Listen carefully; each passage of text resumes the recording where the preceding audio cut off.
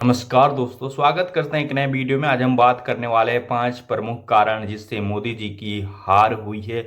और यह हार पर्सनल हार है दोस्तों। बता दूं, यह सबसे बड़ी हार है क्योंकि बहुमत का आंकड़ा 272 सीटें होती हैं। 272 सीटों से कम यानी 240 सीटें ही जीत पाई है, और जबकि इंडिया अलायंस 234 सीटों पे जीत हासिल की है। कल प्रधानमंत्री मोदी ने अपना इस्तीफा दिया और कल प्रस्ताव भी रखा राष्ट्रपति के सामने सरकार बनाने की। सभी से साइन करवा लिए, जिसमें अहम भूमिका होगी नीतीश कुमार और चंद्रबाबू नायडू की। ये दोनों किंग मेकर की तरह उभर कर आए हैं 2024 में, क्योंकि बीजेपी बहुमत से काफी पीछे रह गई है। हो सकता है इंडिया अलायंस भी कोशिश कर रही है अपनी सरकार बनाने की, लेकिन नीतीश कुमार चंद्रबाबू नायडू पहले से ही एनडीए में हैं। और कल सर्वसम्मति से प्रधानमंत्री ने राष्ट्रपति को ज्ञापन दिया है और जाकर भेंट भी किया है। सरकार 1 से 2 दिन में बन जाएगी। लेकिन दोस्तों बता दूं, जो मोदी जी 2024 में मोदी जी की लहर काम नहीं आए। जो मोदी ब्रांड थे या मोदी 400 पार थे, ये सब कुछ धरा का धरा रह गया, फेल हो गया। वजह जानेंगे दोस्तों इस वीडियो में। अगर हमारे चैनल पर नए हैं तो चैनल को सब्सक्राइब कीजिएगा, सपोर्ट कीजिएगा। बता दूं दोस्तों, जो मोदी जी के मैनिफेस्टो हैं उसमें मोदी की गारंटी का बहुत जगह जिक्र हुआ था। यह एक प्रमुख कारण हो सकता है क्योंकि मोदी की गारंटी बड़े बड़े जो मुद्दे हैं जो देश में, उन सब की गारंटी मोदी ले सकते हैं। लेकिन जो आम जनता है उनकी गारंटी है दोस्तों महंगाई, बेरोजगारी, और जो युवा रोड पे घूम रहे हैं, जो स्टूडेंट की भर्तियां नहीं निकल रही, वैकेंसीज नहीं है।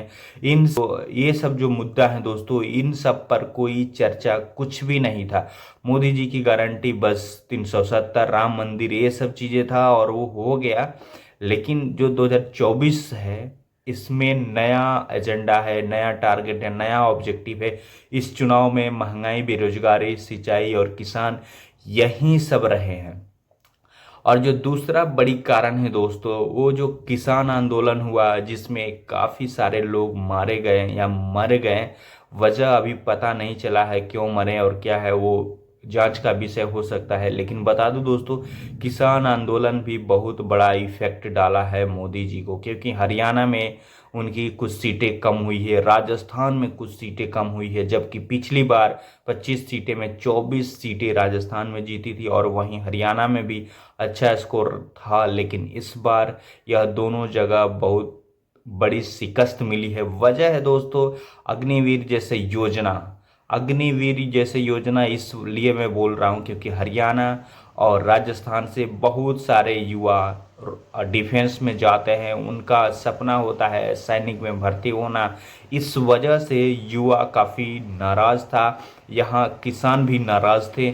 इस वजह से मोदी जी इतने कम सीटों पर आ गए। जो तीसरी सबसे प्रमुख कारण है दोस्तों, गवर्नेंस। अच्छा गवर्नेंस नहीं था। जो भी मंत्री थे, मोदी के जो भी मंत्री थे, वो सब अपने कामों में ही बिजी रहे। वो जनता से भेंट नहीं किए, जनता के कामों का निपटारा नहीं किया। और हो सकता है दोस्तों इनके बीच जो कम्युनिकेशन हुआ है जनता के बीच और जो नेताओं के बीच, वो कहीं ना कहीं कमी रह गई है। इस वजह से बहुत सारे मंत्री भी हारे हैं। अगर वो काम किए रहते दोस्तों तो उनको बम्पर जीत मिलती और एक तरफा जीत मिलती। बता दूं दोस्तों, जो मंत्री हारे हैं उनमें स्मृति ईरानी सबसे बड़ी नाम है। अमेठी से कांग्रेस के एक पुराने, यानी कहें कि नौकर कहें या कहें कि उनके घर के एक जाने माने करीबी, किशोरी लाल से हार गई। अब बताइए दोस्तों, स्मृति ईरानी देश की सबसे बड़ी नेताओं में मानी जाती है और बड़ी लीडर्स की साथ साथ वो एक मंत्री भी है। उसके बाद भी स्मृति ईरानी अपना सीट नहीं बचा रही हैं, तो इसका मतलब है लोग बहुत नाराज हैं, नाखुश हैं गवर्नेंस से। और बता दूं दोस्तों, संजय बालियान भी हारे हैं, साध्वी निरंजन ज्योति भी हारे हैं। ऐसे बहुत कई एक नेता हैं दोस्तों जो हारे हैं और बहुत बड़ा मार्जिन से। जो गवर्नेंस की बात है दोस्तों, वो डिलीवर नहीं हो पाया है। और जो नेता हैं चुनकर चले गए, मंत्री बन गए, वो अपने जनता के बीच 5 सालों में नहीं गए। चुनाव के टाइम पर ही गए। इस वजह से जनता में आक्रोश था और जनता ने जमकर विपक्ष को वोट किया और ये सब मंत्री हारे हैं।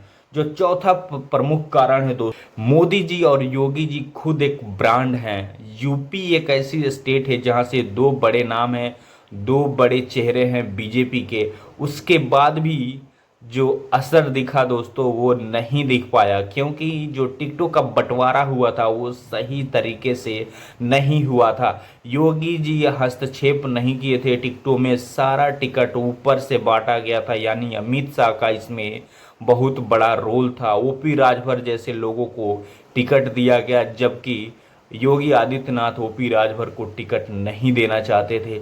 और ऐसी कई एक मामला है दोस्तों जिसमें दोनों ये ब्रांड जो योगी और मोदी इतने बड़े नाम है दोस्तों, देश के सबसे बड़े लीडर्स हैं, इनका प्रभाव नहीं रहा। वजह साफ है दोस्तों, टिकटों का सही चयन नहीं हो पाया और जो गवर्नेंस थी उसमें कमी रही है। और जो चौथा पांचवा जो बड़ा कारण है दोस्तों, अयोध्या में राम मंदिर जो बना है वहाँ की सीटें हार गई हैं। इसका मतलब है दोस्तों, धर्म के नाम पर आप ज़्यादा दिन तक वोट नहीं मांग सकते। और अयोध्या में लल्लू सिंह बहुत ही कम वोटों से नहीं हारे हैं, 50,000 प्लस आई थिंक वोटों से हारे हैं। और वहाँ पर विपक्ष बहुत ही मजबूती से चुनाव लड़ा है। अखिलेश यादव, राहुल गांधी, प्रियंका गांधी काफ़ी मेहनत किए हैं यूपी में, तब जाकर 43 से 44 सीटें जीत पाई है। और वहीं बीजेपी 32 या 33 सीटें ही जीत पाई है। बता दूं दोस्तों, और जो छठा कारण है, जो आगे का कारण है, नंबर का मैं मिस कर रहा हूँ, मणिपुर का जो केस था उससे भी काफ़ी सीटों का कमी दिखा है, क्योंकि मणिपुर के 2 सीट कांग्रेस जीती है और वहाँ मोदी जी हारे हैं। तो ये रहे दोस्तों प्रमुख कारण 2024 के, जो मोदी जी की पर्सनल हार है। और जो वाराणसी से खुद पीएम मोदी चुनाव लड़ रहे थे, वहाँ से भी अजय राय बहुत ही कड़ी शिकस्त दिए। वहाँ पे मोदी जी एक ऐसे बड़े नेता और प्रधानमंत्री हैं देश के, वहाँ पे एक तरफा जीत होना चाहिए था, क्योंकि काम के नाम पर और मोदी जी के ब्रांड के नाम पर और देश के प्रधानमंत्री हैं, इस वजह से वहाँ पे एक तरफा वोट होना चाहिए। लेकिन मोदी जी बहुत ही ज़्यादा वोटों से नहीं जीते हैं, 1.5 लाख ही वोटों से जीते हैं। जबकि बता दूं दोस्तों, राहुल गांधी रायबरेली से 3.5 लाख प्लस वोटों से जीते हैं। जीत ऐसी होनी चाहिए दोस्तों, एक तरफा जीत और मार्जिन बड़े होने चाहिए। लेकिन बनारस में मोदी जी भी अच्छे मार्जिन से नहीं जीते हैं। ये साफ दिख रहा है दोस्तों कि जो मोदी जी से नाराजगी है और लोगों में जो आक्रोश है बेरोजगारी को लेकर, महंगाई को लेकर, और ये जो किसानों का जो मांग था, इन सब मुद्दों को लेकर मोदी जी कभी भी चर्चा नहीं किए।